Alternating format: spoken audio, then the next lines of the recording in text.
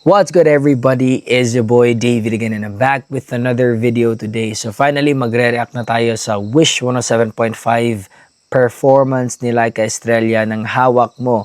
So this was out last week. So finally today, Christmas Eve, makakapag-react na tayo. So with no further ado, let's jump right into the video. But if bago kayo dito, don't forget to subscribe to my YouTube channel. Do follow me on my Facebook, on TikTok, and on Instagram. So, I've been waiting for this moment na mapanood to at marinig yung live performance. So, let's begin.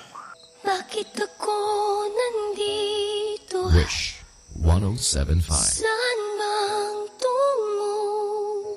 Kanino ako magtitiwala? Kung puso at isip ay ligaw, sino bang kakapitan?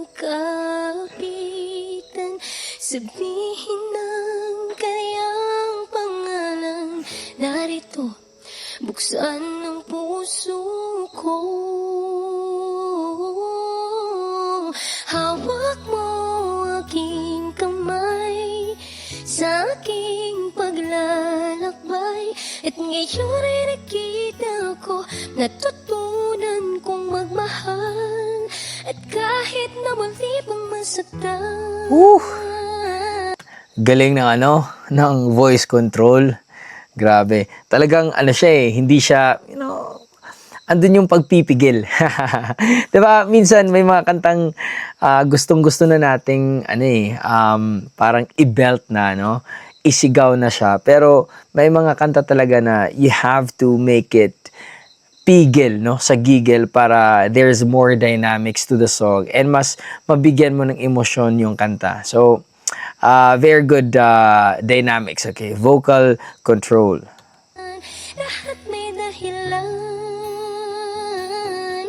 Kadiliman iyong pinaraw.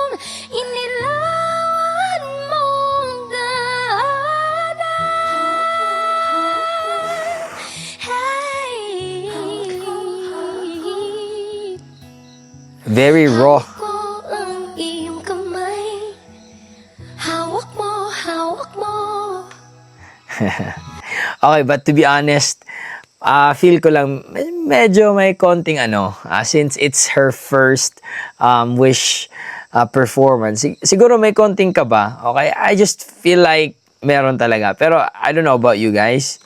Madilim man ang nakaraan, nakatingin sa tutunguhang bukas na may kaliwanagan. Pag-asa'y panghahawakan, tatawag sa iyong Eto na. pangalan. Narito, bukas ang puso ko.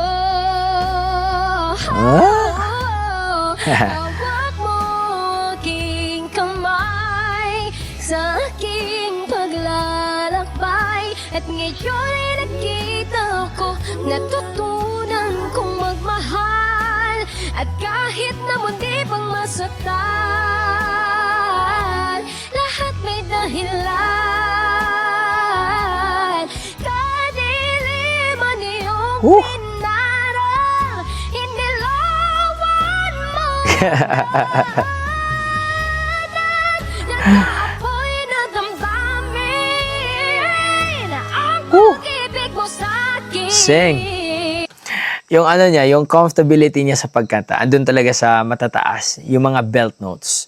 I think, para sa, sa karamihan, belt notes are very challenging. Pero, may mga biritera talaga, like Laika Estrella at iba pang mga singers like Queen Cat, okay, Katrina Velarde, na talagang yung mga belt notes, dun sila mas komportable, For some reason, yun yung pinaka-easy sa kanila. And I think it's the same with Laika Estrella. Yun yung pinaka-comfortable niya sa vocal placement niya, yung mga belt notes.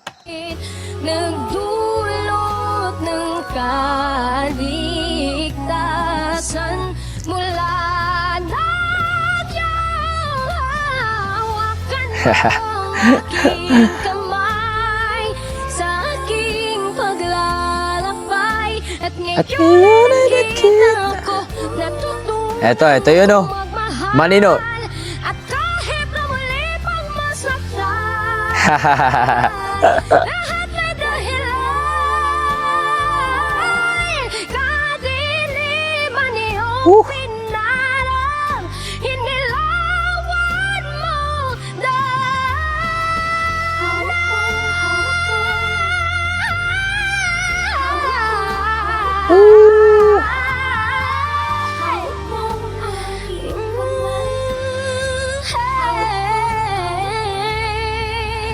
Galing nung run. Hawak mo, hawak mo. Wish closeth. 1075. Hawak mo, hawak mo. Nice. Okay. Parang ano lang, parang studio version lang, no? So, para sa akin, nung first few, like the verse, lalo na yung umpisa talaga, I feel like merong konting nerves doon. And when she started singing with more of the yung parang chest voice, yung mga birit niya. So I think that's when her confidence really stood out, no? Nawala yung kaba kasi yung birit talaga, yung mga belt notes talaga, yun yung napaka-komportable siya.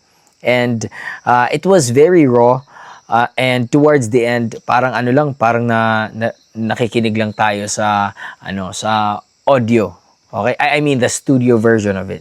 Hindi lahat ng mga singers, kung ano yung pagka-perform nila sa studio or yung quality ng studio, ganun din sa live. Hindi lahat ng singers ganyan yung kalidad. So, talagang impressive itong si Laika Estrella in terms of vocal quality and performance. So, ano sa tingin nyo? Comment down below and let me know what you think about this one. So, yeah, that's it. Hope you guys enjoy the one. Peace out, everybody. Much love. Stay safe and God bless you all. Peace.